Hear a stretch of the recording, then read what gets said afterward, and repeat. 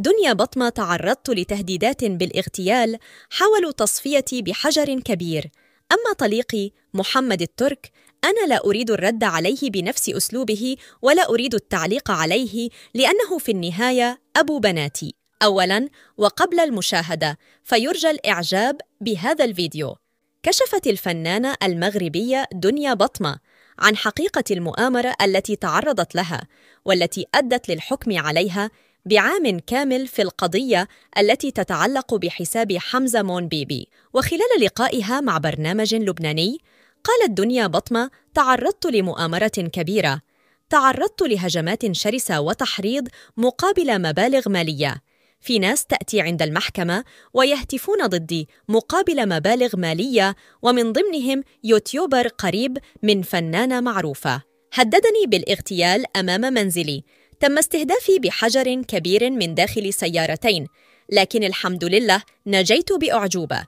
والآن أتعرض للتهديد ولاغتيال من طرف يوتيوبر آخر يتواجد خارج البلاد لا يستحق ذكر اسمه، فهو يسيء للفنانين المغاربة والقضاء المغربي، وقدمت شكوى ضده.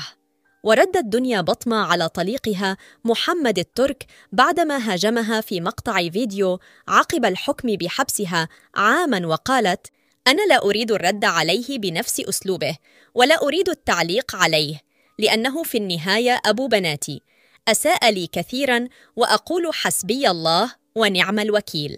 وأربكت الإعلامية اللبنانية دنيا بطمة، التي بدا عليها التوتر عند محاصرتها بالأسئلة التي بدأت بدون شعور منها في الدفاع عن حساب حمزة مونبيبي، بالقول إن المطالبات بالحق المدني هن اللواتي كذبن كذبة حول أنه يؤذي الناس وصدقوها.